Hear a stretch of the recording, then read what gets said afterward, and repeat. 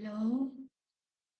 Good afternoon po sa inyong lahat. Nandito po ako ngayon para mag-live tungkol po dito sa TESDA program ng ating gobyerno. Sa mga scholarship ng ating gobyerno na makakatulong sa ating mga kababayan na gustong mag-aral ng libre. At saka karamihan po ngayon sa courses ng TESDA may allowance na po ngayon. Kaya maganda pong pagkakataon to para makapag-aral po tayo na madagdagan yung ating kaalaman, tapos magkaroon tayo ng pagkakataong makapagtrabaho ng maganda, kapag abroad, magkaroon ng magandang income. Okay? So, yung website po ay tesda.gov.ph. Nilagay ko na po siya sa title ng live ko po.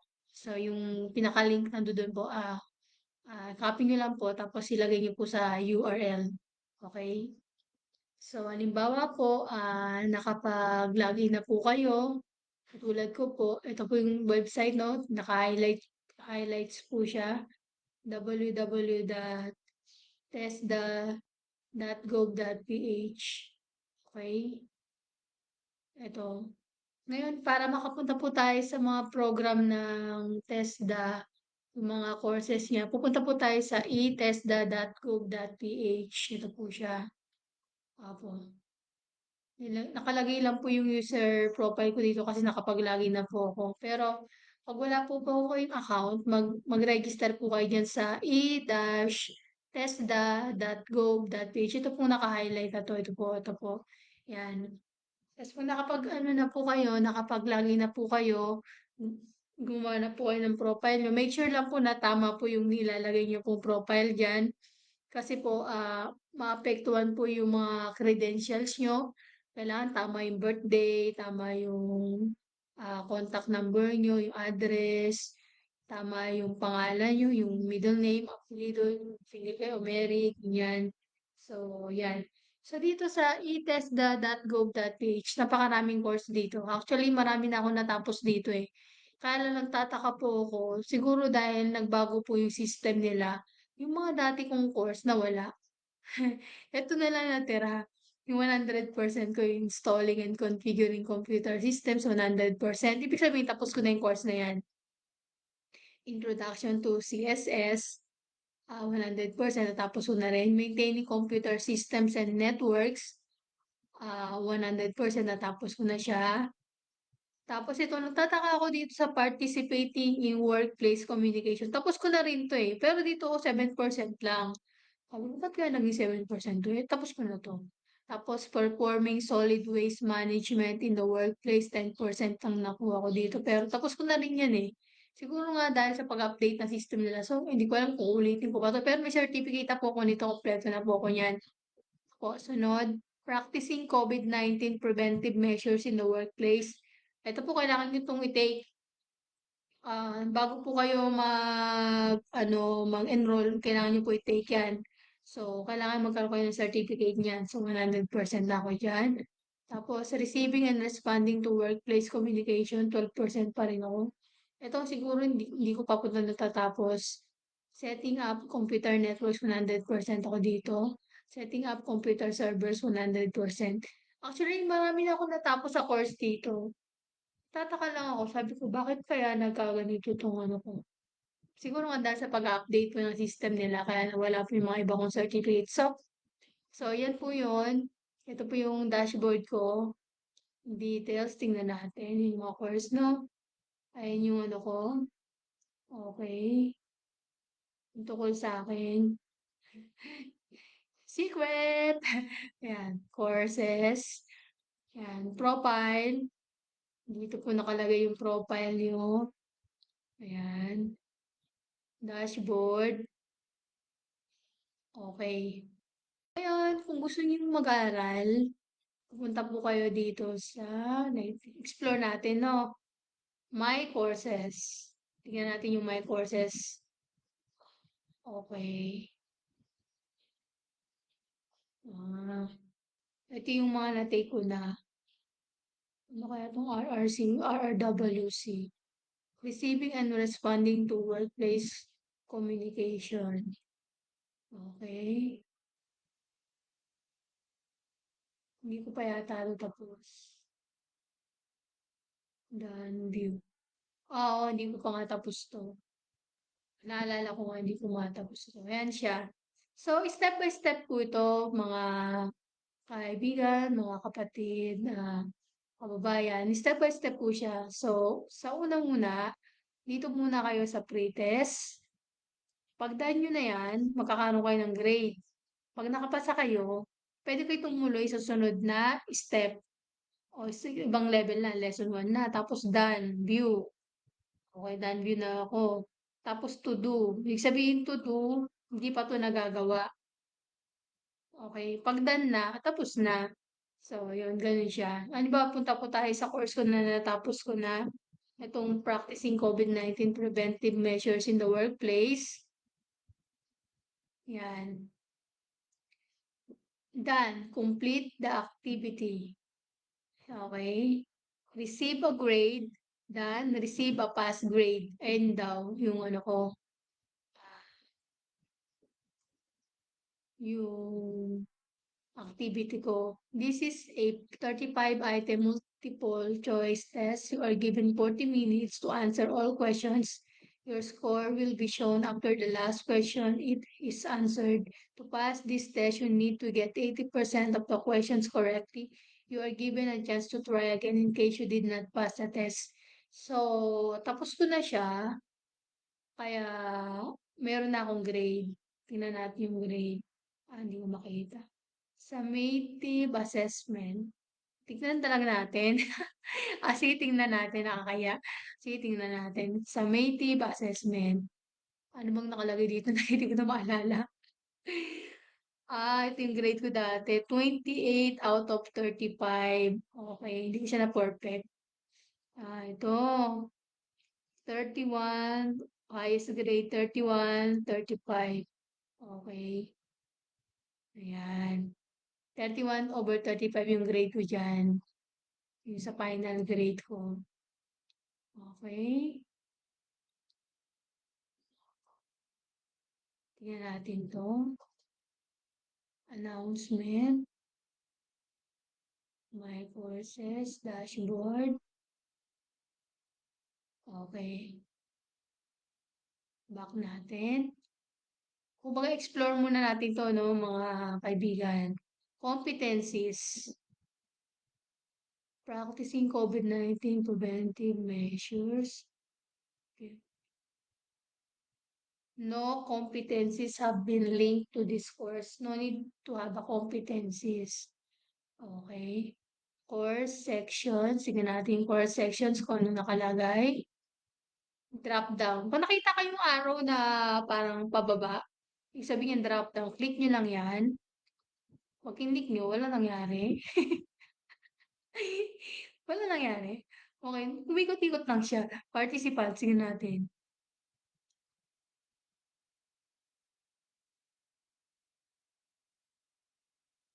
Ano kaya nakalagay sa participants? Baka ma-surprise tayo, no?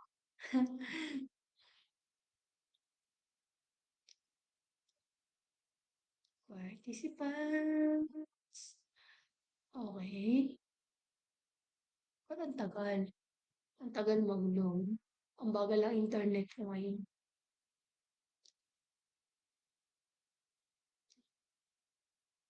Ay, naku, ang bagal. Try natin sa certificates. Pagka ganito, i-refresh natin. Enter. Okay, F5. F5 refresh. Okay, F5.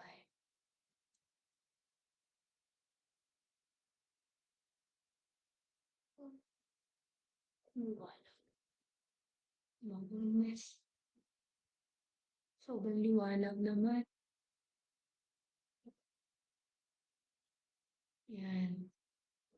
Ang liwanag as sa mata. Babaan natin yung brightness. Ayan, hindi ako sanay ng maliwanag yung computer ko kasi malabo yung mata ko. Ayaw, nag-ahang siya. Ano ba yan? Huwag ka naman ganyan. Competencies. Okay, wait, wait. Dashboard. Medyo nagloloko po yung ano ko ngayon. Kaya natin dito, courses.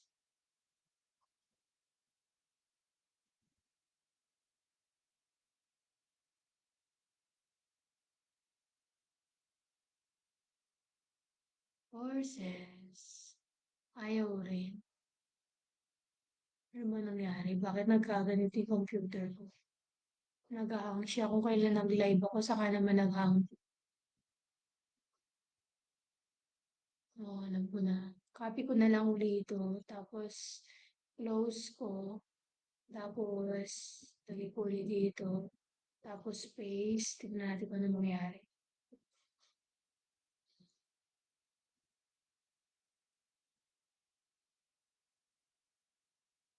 Ang bagal talaga. Hindi kaya na-virusan itong computer ko. Hmm, dali lang. Ano to? Not secure daw. Kaya naman pala not secure.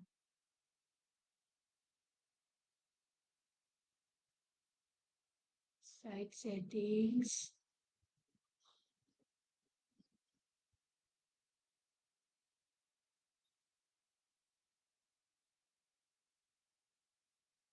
Kablock pala yung pop-up ends na redirects. Allow ko na lang muna.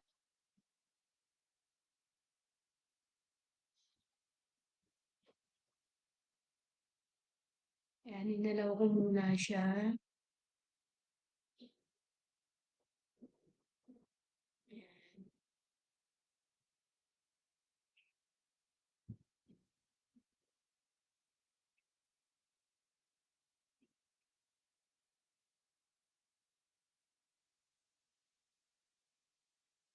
Control. Allow mo ba yun?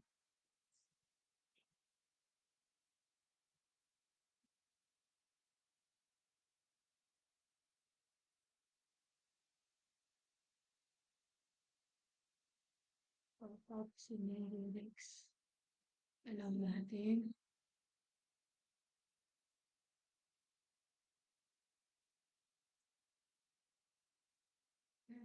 Okay.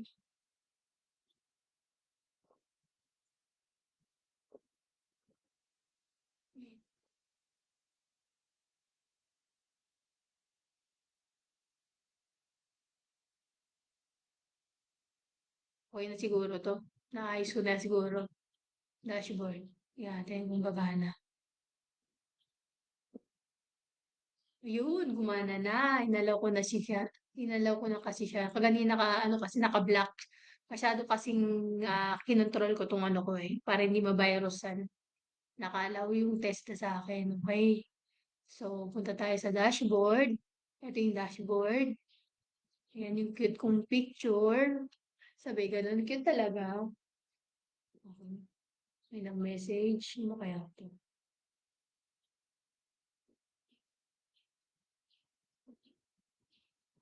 Okay, mamaya na kayo mga istorbo. Nagtuturo ako.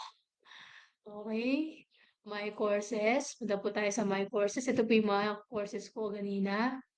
Ngayon punta tayo sa top. About top. Ano kaya itong top na to? Okay. TESDA. Top. TESDA online program is a web-based platform that offers free, massive, open online courses. Yun pala yung ibig sabihin ng MOOCs. Massive Open Online Courses for the technical education and skills development of the Filipino workers. Through the use of information and communication technologies, the TAP provides an effective and efficient way to deliver technical vocational education and training at the learner's own space and time. The TAP is available for blended learning through the multi-regional TESDA online program. Pala ibig sabihin ng MRTOP. Multi-regional TESDA online program offered by TESDA Technology Institute, TTI. Okay. Pala ibig sabihin ng TAP, no? TESDA online program. Oh, okay. Ayan siya. Medyo explore nyo na lang siya para mabasa nyo, maintindihan nyo. Kaya lagi lang dito yung trainers and LMS administrators. Ayan. Top stories. Ayan. Okay. Ano itong mga to? Ah, yun yung multi regional test online program. Yun yung mga branch ng TESDA. Okay. Multi-regional. Okay, okay, okay. Dito tayo sa courses. Ano bang courses ang ino-offer dito sa TESDA online program o KATAP? Ito yung 21st century skills. Saan itong mga to? Tingnan natin. Ayan, communication, environmental literacy, digital literacy, language literacy. Tingnan natin sa communication. Sa communication, may dalawa siyang course. Participating in workplace communication, receiving and responding to workplace communication. Yan. Kung gusto nyo mag-aral, mag-enroll po kayo dito. Pero dito, syempre, libre po to. Halimbawa, katulad ko, mag-enroll ako, kiklik ko lang po to. Tapos pupunta po kayo dun sa course na yun. Katulad nakita natin kanina sa course ko, di ba yung pag ano, nakalagay naman dun kung done o hindi pa. So, malalaman yung ako yung tawag dito, yung level nyo kung nasaan na kayo. Hmm, okay? Environmental literacy. Ito yung mga nandito. Exercising sustainable development in the workplace. Orienting oneself to environmentally sustainable work standards. Performing solid waste management in the workplace.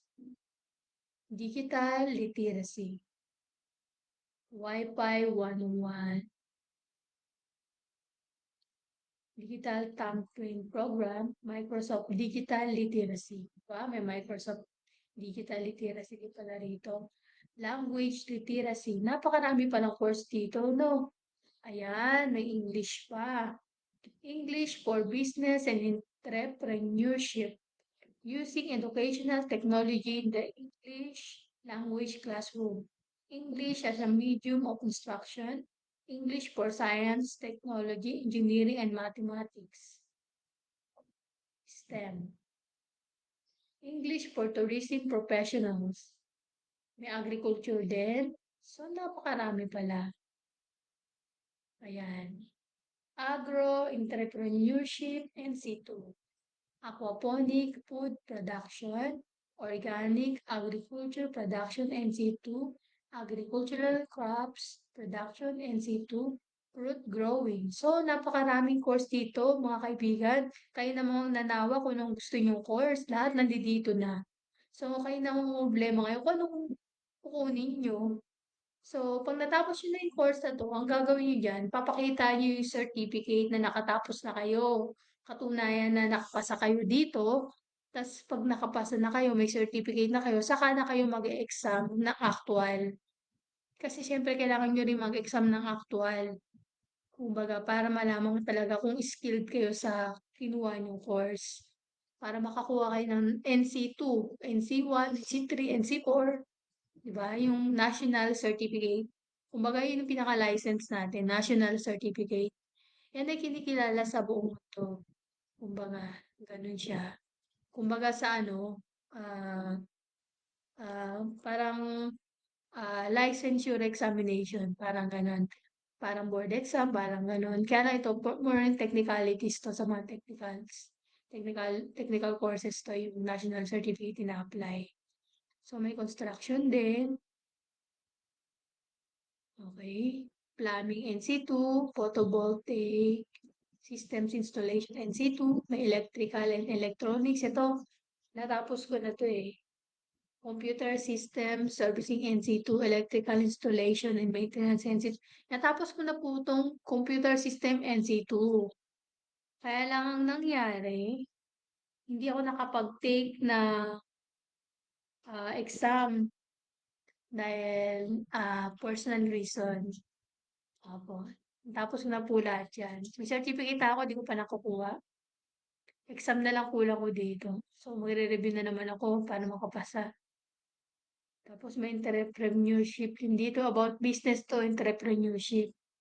iStar program, OFW Rise, start and improve your business, establishing and operating micro, small, medium enterprises, may gender and development din, God. Okay? Ano to? Work in a gender diverse environment, conducting gender analysis, mainstreaming and planning and budgeting. May heating, ventilating, and conditioning and refrigeration technology. Ito yung tinatawag na alam ko dito, HVAC to eh. HVAC. Naalala ko to eh. Yan. Yan. Yan siya. May human health and healthcare din. Yan. So, explore nyo na lang siya. Napakarami niyang course talaga. So, may caregiving, elderly, NC2. Ayan, dito yan sa human health and healthcare. Ito yung laging hinahanap eh. Ito, Barangay Health Services, NC2. Human Health and Healthcare yan. Massage therapy, contact tracing, NC2. Ay, nako, Sister Marisa, yung best friend ko, naghanap siya ng massage therapy training. Ito, nandito na sa online yan, oh. Massage therapy, NC2, Human Health and Healthcare. Puntahan mo na lang yan. Okay, yung website na yan, mag-link, yung link na yan. Okay, bako na lang. Information and Communication Technology, Lifelong Skills, Maritime, ano tong, Visual Graphics Design. Ito yung mga graphics artists, Smart ICT, IBM Skills Build, Lifelong Learning Skills. Ito mga to. Skills to Succeed Academy. Ito yung nag-take kami nung pinakahuling tinake namin to eh. Tapos ko to eh. Financial literacy, maritime, ships catering, processed food and beverages, food processing NC2, social community development and others, beauty care, nail care, services, NC2. Ito yung sa pedicure, manicure, nail care yan, iba, yung ganun. Domestic work, NC2, basic bookkeeping course for SK treasurers. Wow, ito pala may bookkeeping din pala dito. Wow, mag-enroll nga ako dito. Actually, plano ko pumunta sa pa eh, sa isang school center. Tourism, dito pwede naman pala. Tourism, bread and pastry production, cookery NC2, food and beverage services NC2, front office services, NC2, housekeeping NC2, Tibet. Ano itong Tibet? Trainers methodology 1, trainers methodology 2. Ito yung mga pang-trainer ng Tibet. Pagka may NC2 ka na, NC3, NC4, yan. Saka ka magtitibet. Okay? Kung baka meron siyang mga requirements na kailangan mo ipasa, license, mga ganun. Alam ko may mga practicum pa yata yan eh. Ayan. TESDA capability building programs for TESDA employees, National Institute for Technical Education Skills Development, capability building program for the implementation of the area-based and demand-driven Tibet, regional institutional elements administration training program, top courses with accessibility features, bread and pastry production NG2, food processing NG2. Meron pa, last, International Labor Organization, ILO online courses, job readiness courses, STEM in Tibet workshop. So, nakakapagod siya. Actually, napagod ako. Napagod ako kasi sa kakaisip, hindi, joke lang. Nakakaisip na alam niyo na, tanging mahal sa puso ko ikaw lang. Kumanta pa talaga, eh, 'no? Hindi, nagjo-joke lang ako, huwag masyadong seryoso. Ayan.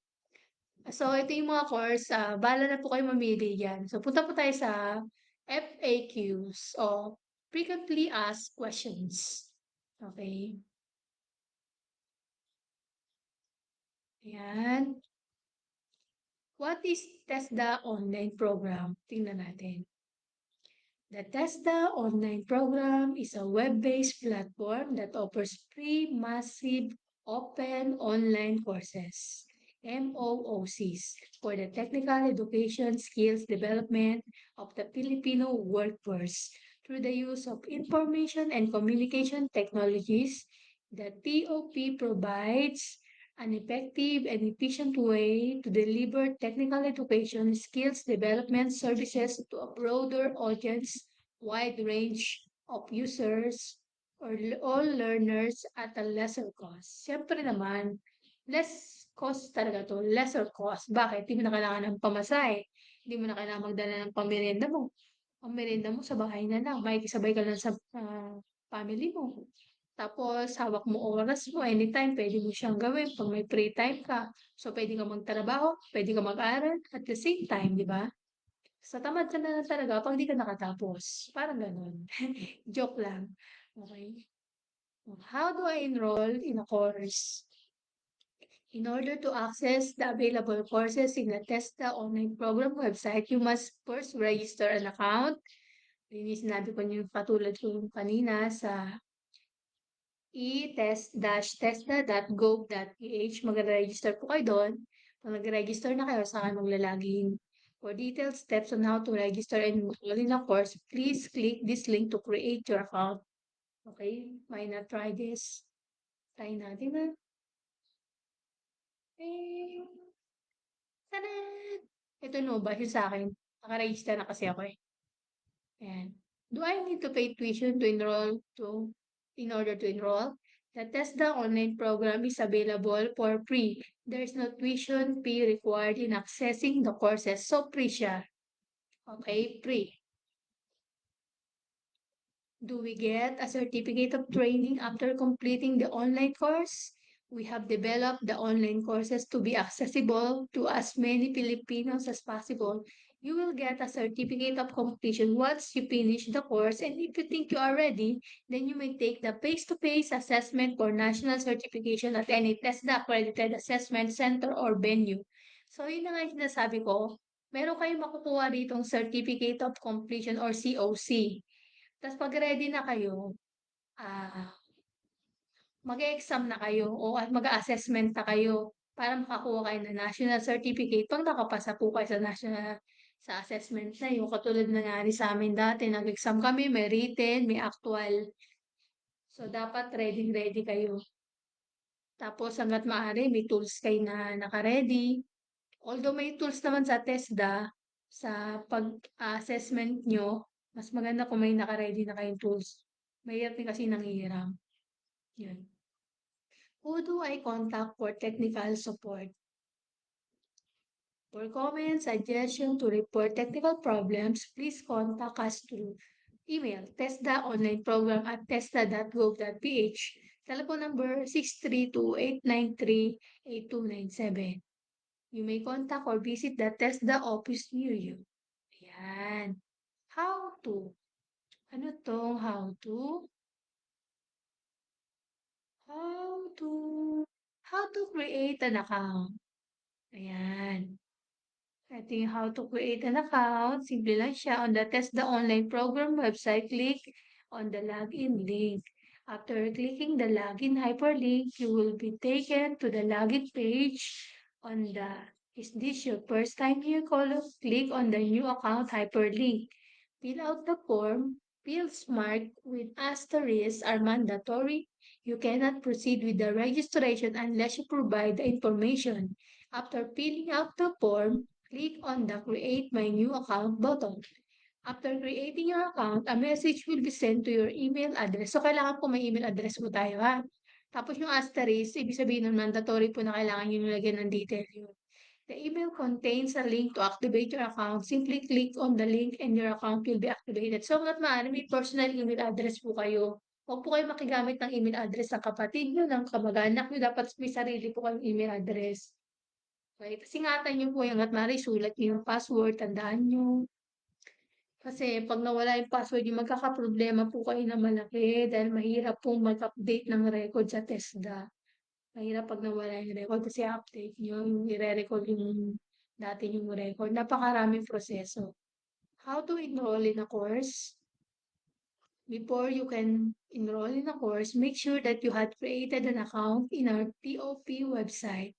Log into the TOP website using your registered username and password.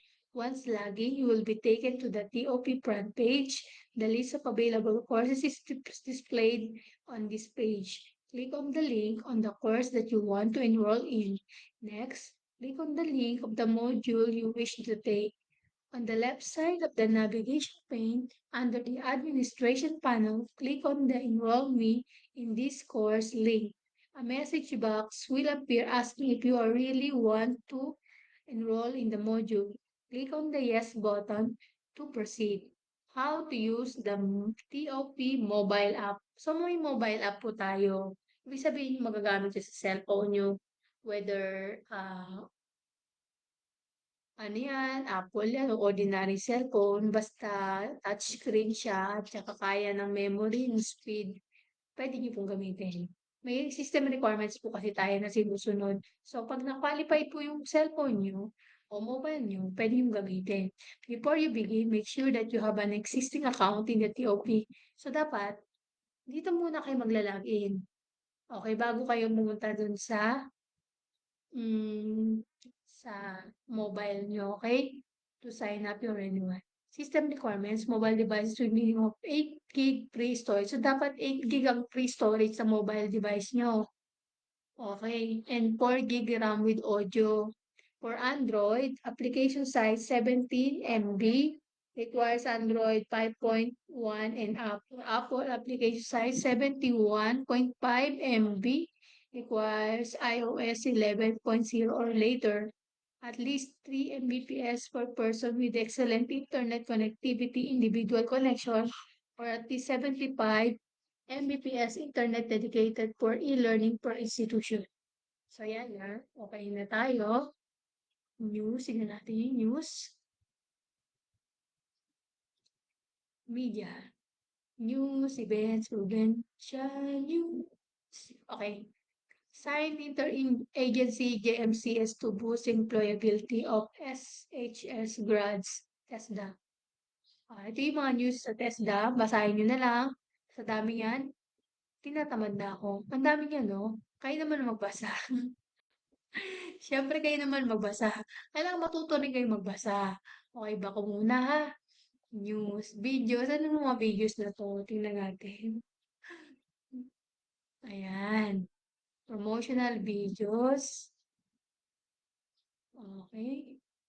So, pwede yung panoorin itong mga to. Ano yung mga libreng skills training mula sa TESDA. Magsanay saan man at kailan man. How do I contact technical support? So, ito yung mga videos niya. ATBERC Library. Ano to? Explore natin ha. Oh, cannot be reached. Cannot be reached. Okay. Ano naman tong bell? Tingnan natin. Ano to? Notification. You have no notification. Ano naman to? Messaging Grover. Start group private. Okay. Yan po yung pangalan ko nung pagkadalaga. Daisy de la Cruz Egamino. Di ba sosyal? Ang cute. Ayan. Hindi ko pa napapalitan.